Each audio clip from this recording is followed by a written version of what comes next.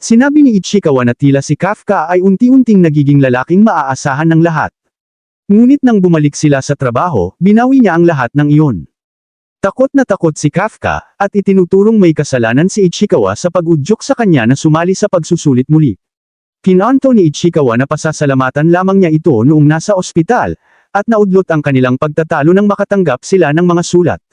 Naghanda ang mga lalaki na buksan ang mga ito at sumang-ayon na gawin ito sa bilang ng 3. Pagkatapos isipin kung paano aabutan si Mina, nagulat si Kafka sa kanyang mga resulta sa pagsusulit. Sa madaling salita, nakikita natin na nagtipon ang mga estudyanteng pumasa sa pagsusulit sa base ng puwersang depensa. Napansin ng mga lalaki na wala sa grupo ni Kikuro ang naruroon, ngunit hindi sila nagulat sa anumang resulta. Tahimik ang silid habang pumasok si Kikuro, at natutunan natin na siya ang may pinakamataas na marka.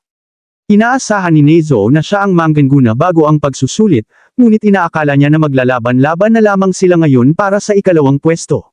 Hindi naman ito iniisip ni Kagari, dahil ipinapakita niya na siya ang pinakamataas na score sa pagsusuri sa kondisyon pisikal. Pahihintulutan niya si Nezo na tumuktok sa ikalawang pwesto, dahil patuloy pa rin siyang naglalayon para sa unang pwesto. Ipinaalam ni Aihiro ang kanyang sarili kay Ichikawa at nagtataka kung nasaan ang matandang lalaki. Iniisip niya na baka hindi pumasa si Kafka, at nababahala si Ichikawa sa kanyang mukha. Sa mismong sandali, dumating si Mina upang simulan ang seremonya ng pagpapakilala, at si Kikuro ang napili na magsalita para sa papasok na klase. Ang 27 sa kanila ngayon ay itinuturing ng mga opisyal ng puwersang depensa, at iginiit ni Kikuro na ibubuwis nila ang kanilang mga buhay para sa layunin. Nabigla si Kikuro nang pasalamatan siya ni Mina ng personal sa pag-save sa lahat sa pagsusulit. Lubos na nalulungkot si Kikuro dahil alam niyang si Kafka ang dapat na nakakarinig ng mga salitang ito, at nagtataka siya kung bakit wala ito roon. Nakapanghihinayang na hindi lamang niya nailigtas ang kanyang buhay, kundi pati na rin nag-alala para sa kanya na parang isang munting batang babae. Napuno siya ng galit dahil lubusang nakakahiya ito, at hanggang ngayon, nais niya pa rin ng mga sagot kung bakit siya nagkaroon ng kakayahan na maging isang kaiju. Sa biglaan, nabigla ang lahat nang dumating si Kafka nang huli sa seremonya. Lumalabas na nabigo pala si Kafka sa pagsusulit. Siya ang may pinakamababang marka sa pagsusuri sa kondisyon pisikal at tumanggap ng 0 sa kanyang pagsusuri sa kakayahan. Sa isang pulong tungkol kung sino ang papasa, may sasabihin sana si Mina tungkol kay Kafka, ngunit binanggit ni Hoshina at nagdeklara na siya ang mag-aalaga kay Kafka. Ayon sa mga numero ni Kafka, hindi niya kayang maging isang opisyal, ngunit ang ipinakita niya sa labanan ay nagsasabi ng kabaligtaran. Nakahanap si Kafka ng mga mahinang puntos ng kalaban at inuuna niya ang tulong sa iba kaysa sa kanyang sariling bilang ng pagpatay. Ngunit higit sa lahat, talagang pinatawa siya ni Kafka. Hindi tiyak si Hoshina kung magiging ganap na opisyal kailanman si Kafka, ngunit dadalhin niya ito sa kanyang pluton bilang isang kadit upang makatanggap ng mas maraming pagsasanay. Si Mina ngayon ay nagpapaliwanag na siya ay papasok bilang isang kadit, kaya't pinaskip niya sa seremonya ng introduksyon. Natutuwa si Kikuro sa narinig niya, at gayon din ang mga nangunguna. Pagkatapos ay nagbigay si Mina ng talumpati tungkol sa kung paano lumalakas ang mga kaiju, at hindi niya magagarantiya ang kaligtasan ng mga bagong opisyal. Gayunpaman, ipinapangako niyang tatayo siya sa harap para maging kanilang kalasag at sibat. Napabilib si Kafka sa kanyang talumpati at mariing ipinahayag na siya ay tatayo sa tabi niya sa lalong madaling panahon. Nagulat ang lahat nang tawagin siyang baliw sa pagtawag sa kapitan sa pamamagitan ng kanyang unang pangalan, at sa paglalabas ng wika. Sinabihan siya ni Mina na utang niya sa kanya ang 100 push-ups, ngunit iniisip niya kung paano ito nangyari sa aksidente. Napatawa si Hoshina at ipinakita na si Kafka ay nagbabalik na sa kanyang nakakatawang ugali. Lumisan si Mina, ngunit nagtataka si Hoshina kung nakita niya ba itong ngumingiti ng kaunti. Hindi makapaniwala si Konami na nagdadala na agad si Kafka ng katuwaan, ngunit ipinaliwanag ni Hoshina na maaaring maging malungkot ang lugar na ito at kailangan nila ng isang tulad niya. Gayunpaman, may iba pang dahilan si Hoshina kung bakit pinanatili niya si Kafka. Napansin niya ang isang kakaibang bagay ng ma-detect nila ang 9.8 na pinatibay na kaiju. Naniniwala pa rin si Hoshina na nasira lamang ang sensor, ngunit ang napansin niya ay ang paghinto ng vital signs ng isang tao ng sabay. Ang taong ito ay si Kafka, kaya iniisip ni Hoshina na may kakaibang bagay sa kanya. Naisip niyang manatili si Kafka malapit sa kanya upang alamin kung ano ang tunay na bagay na iyon. Sa ibaba, ang lahat ay sumisigaw habang ginagawa ng matanda ang 100 push-ups. Gusto ni Kikuro na makipag-usap sa kanya, kaya't inakala ng mga lalaki na nais niyang umamin ng pagmamahal. Tinanggihan niya iyon, kaya't iniisip ni Kafka na ito ay isa sa mga, magkita tayo pagkatapos ng klase sa likod ng gym, na bagay. Tinanggihan ni Kikuro iyon at sinabing sumama lamang siya sa kanya. Sumama siya, at nagulat si Kikuro nang ibunyag ni Kafka na pumasok ang kaiju sa kanyang bibig. Nagtataka si Kafka kung pwede ba niyang sabihin ang totoo sa puwersang depensa, dahil baka magamot siya. Sigurado si Kikuro na masamang ideya iyon sapagkat kung hindi siya papatayin sa spot, tiyak na pagdadaanan siya ng buong buhay sa pagsusuri at eksperimento. Mas masahol pa, narinig niya ang chismis kung ano ang ginagawa sa mga kaiju na may sapat na lakas para maging numero pagkatapos silang matalo, ginagamit ang mga bahagi ng kanilang katawan para sa espesyal na armas. Kinatatakutan ni Kikuro na mangyayari ito kay Kafka, kaya't nanunumpa siyang panatilihing lihim ang kanyang sekreto. Pumayag siya, ngunit kung sakaling subukang saktan ni Kafka ang humanity, ipinapangako niya na ito ay kanyang ipagwawakas. Lahat ay maging seryoso, ngunit umaasa si Kafka na siya ang magiging dahilan nito kung sakaling magkaroon ng masamang pangyayari. Sa kalaunan, pinapanood ng lahat si Ichikawa habang isinasagawa ang pagsasanay. Nagtapos siya nito sa halos 2 minuto at kalahati. Inanunsyo na ang kanyang tinatayang puwersang pakikidigma na iniilabas ay 18%. Lahat ay nagulantang sa pagkamangha, at na-impress si Hoshina sa kung gaano kabilis siya lumaki sa maikling panahon. Si Ehiro Camp ay naniniwala na si Ichikawa ay magtatamo lamang ng isa pang personal na pinakamagandang score. Kaya't sumali siya sa ehersisyo. Pagkatapos, siya'y nagpersige ng husto at tumalon ng malakas para hindi siya mapahiya.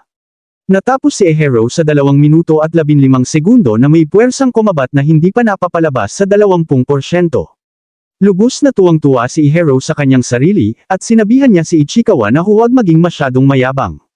Bigla na lamang, nagulat ang lahat nang makita na si Kikuro ay natapos sa 1 minuto at 15 segundo na may puwersang kumabat na hindi pa napapalabas sa 55%. Sinasalita ni Kikuro ang mga lalaki dahil pareho pa rin ang kanilang mga score kumpara sa kanya, at si Izumo ay hindi makaiwas sa pagiging karaniwan sa paligid niya. Binalaan ni Kagari na wala siyang oras para mag-alala sa mga mas magaling sa kanya dahil pareho na silang may puwersang kumabat. Pangako ni Izumo na magtatamo siya ng bagong pinakamagandang score kapag siya naman ang nasa pwesto, at nagtitinginan ang lahat ng mga makapangyarihang kalaban ng may malalim na pagnanasa. Gayunpaman, naibasag ang mahigpit na sandali nang matapos ang pag-eehersisyo. Si Kafka sa 6 na buong minuto at may puwersang kumabat na hindi pa napapalabas sa 1%. Lubos na masaya si Kafka dito dahil naging isa na siya mula sa dati niyang 0. Inutusan ni Kafka si Kikuro na purihin siya, pero ipinaalala ni Hoshina na hindi siya kailanman magiging ganap na opisyal sa kasalukuyang takbo ng kanyang buhay. Sa katunayan, malamang na siyang maalis sa trabaho sa loob lamang ng 3 buwan. Pinatakbo ni Hoshina ang lahat ng 10 beses sa paligid at nagbigay ng 5 pang karagdagang palekpak para sa mga nagrereklamo tungkol dito. Alam ni Konami na maraming magkakaribal sa klase na ito, at ikinatutuwa ni Hoshina na sila'y lahat na nagtutulungan upang maging mas mabuti. Pagkatapos, pagod na ang mga lalaki, at tinangka ni Ehiro na mag-argumento kay Ichikawa tungkol sa kanino ang mas malaki ang mga kalamnan. Sinabi ni Kafka sa mga bata na itigil na ang pag-aaway at ipinakita sa kanila ang mga kalamnan ng isang masipag na may edad na tao.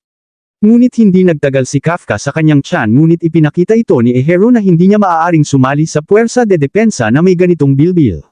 Sinabi ni Kafka sa kanila na mangyayari rin ito sa kanila kapag sila'y magkaedad na 28 at inutusan sila na mag-arm wrestle upang makita kung sino ang mas malakas.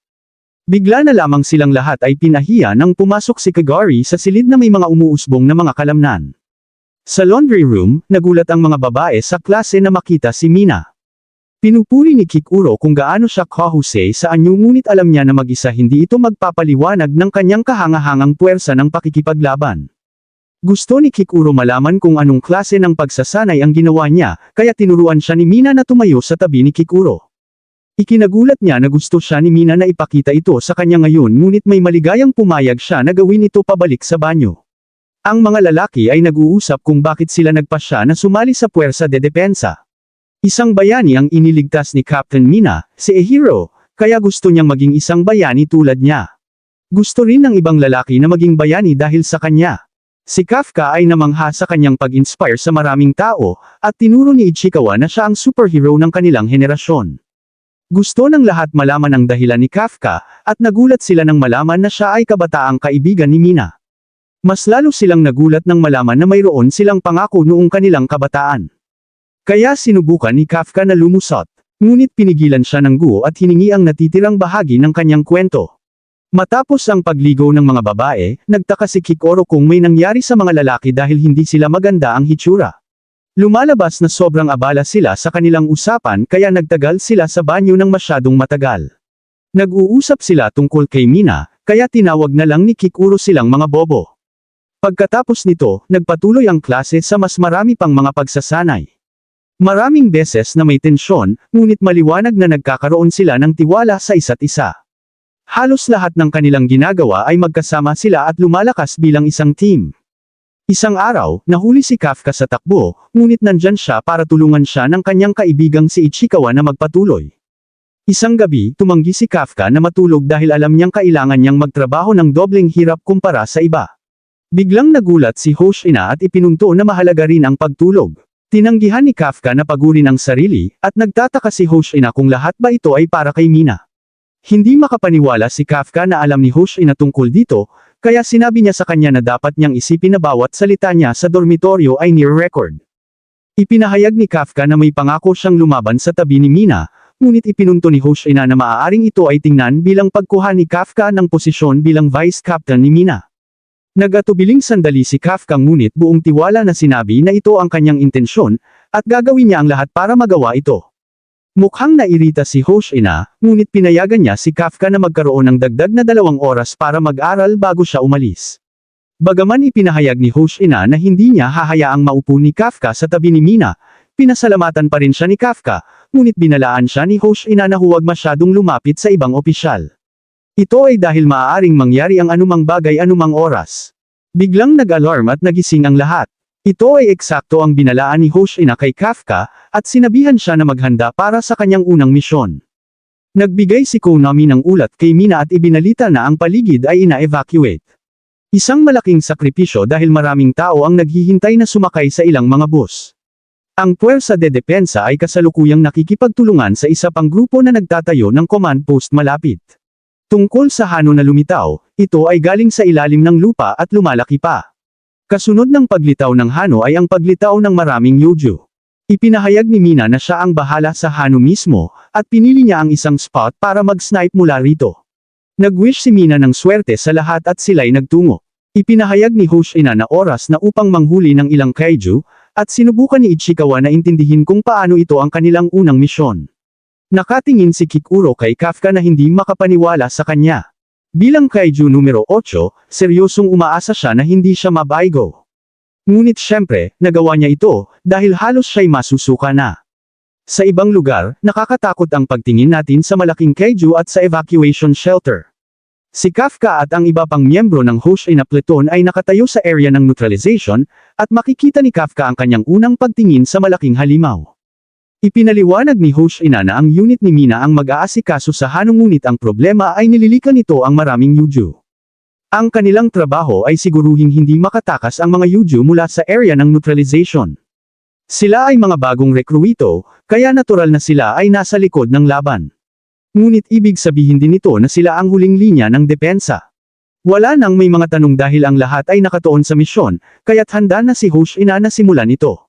Ipinapahayag niya na kahit gaano kagaling ang kanilang mga marka sa pagsasanay, hindi nito maliligtas ang isang buhay.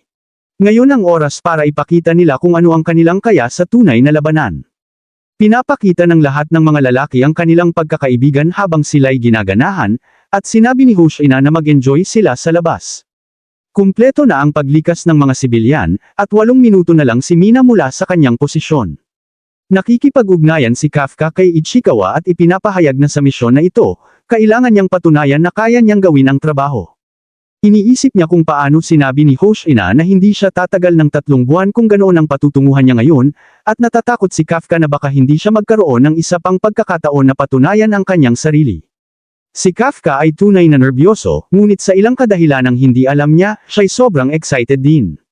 Hindi niya alam kung bakit, ngunit iniisip ni Ichikawa na ito ang trabaho na palaging hinahangad ni Kafka.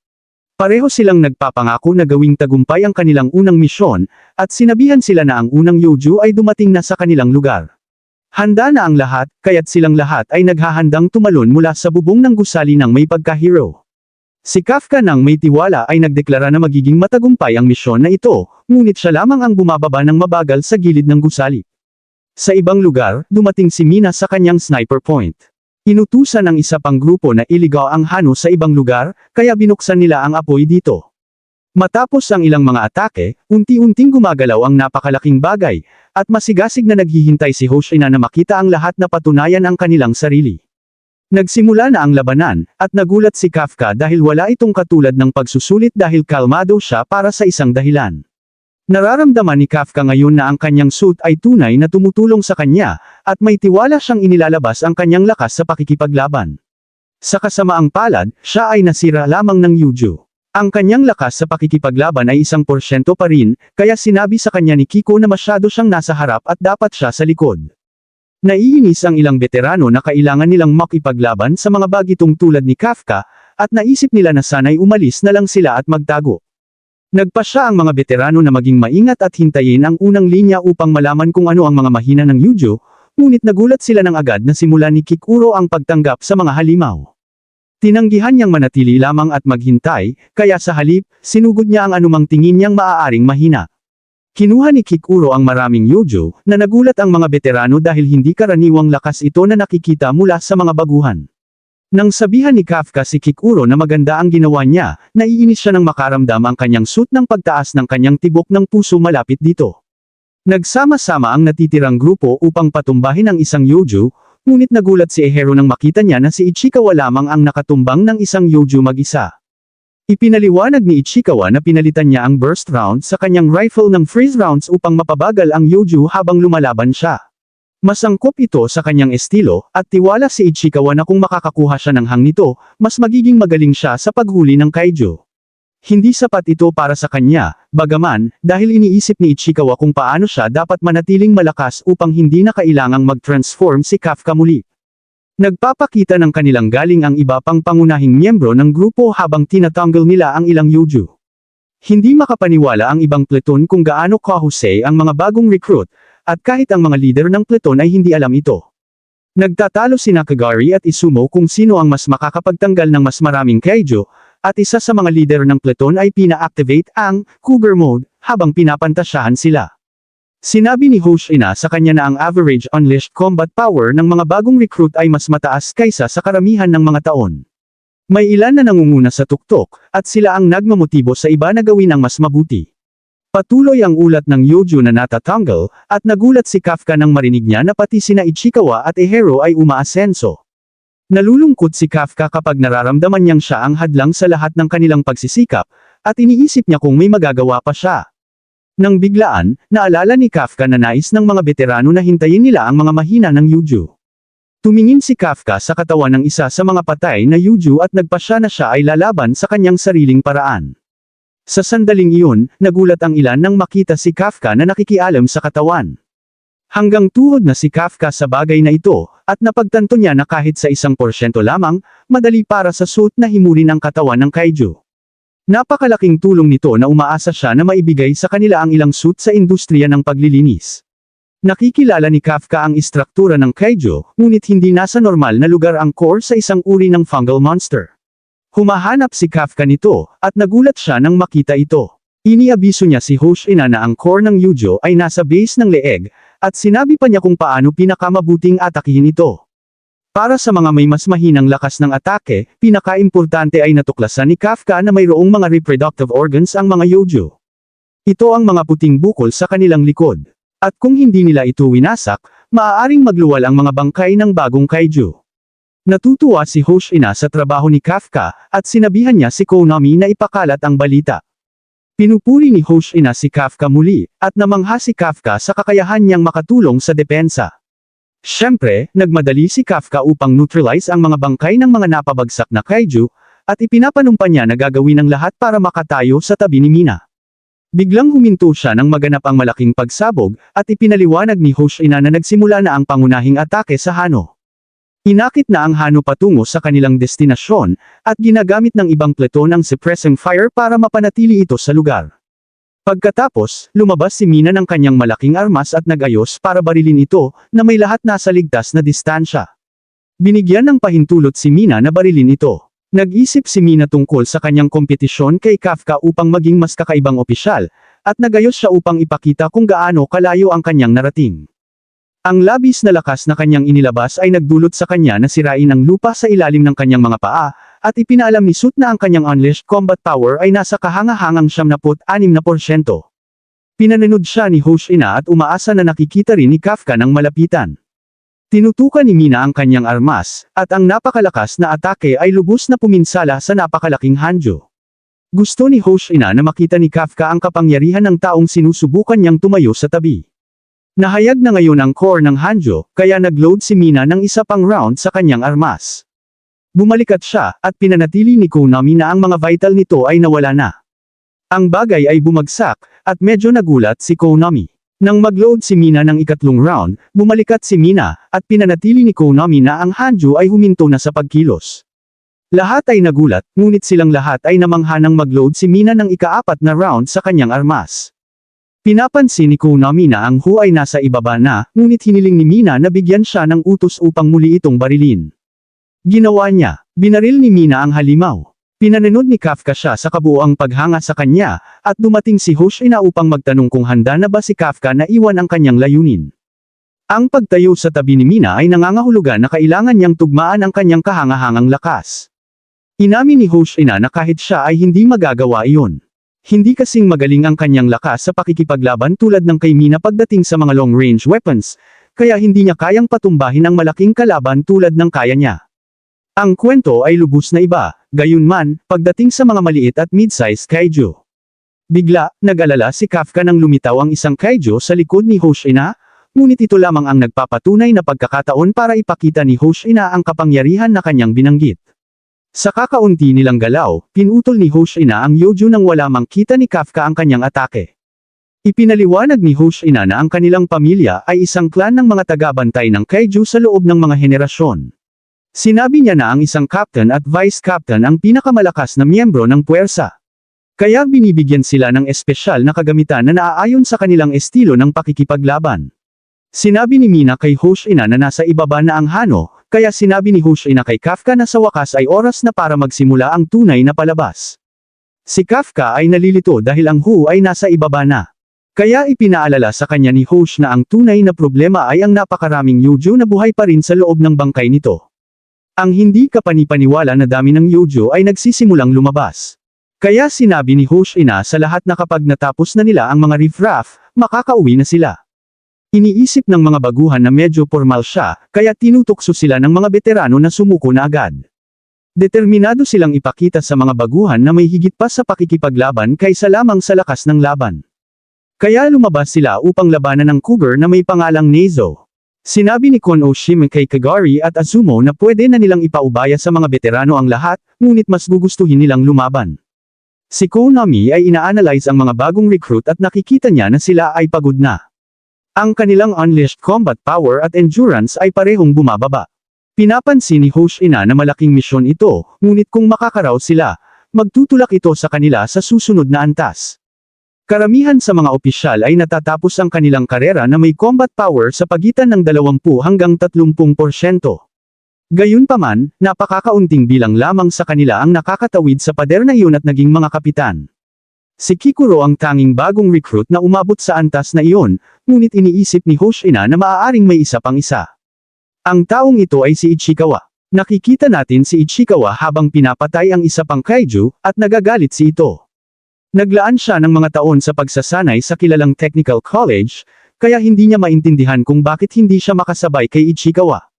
Bigla silang sinabihan na mayroong nadiskubreng maraming Yoju malapit, kaya nagtungo silang dalawa sa harapang linya. Nagulat si Ichikawa nang makita niya ang jacket ng Monster Sweeping Company, at nagtataka siya kung ano ang isang tagalinis ang ginagawa roon. Sinubukan nilang ipaliwanag na hindi pa kailangan ng mga tagalinis, ngunit binaliwala lang sila. Nadismaya ang misteryosong tao dahil nasira na ang reproductive organs na kanyang nilagyan ng Yoju. Nagtataka siya kung paano nila nalaman, at iniisip niya na baka may isa sa puwersa ang may alam ng lahat tungkol sa kaiju. Nagulat ang mga lalaki nang humarap sa kanila ang taong ito na may nasirang mukha, at nagtataka kung may alam sila sa nangyari, hanggang sa susunod na buod ng kwento.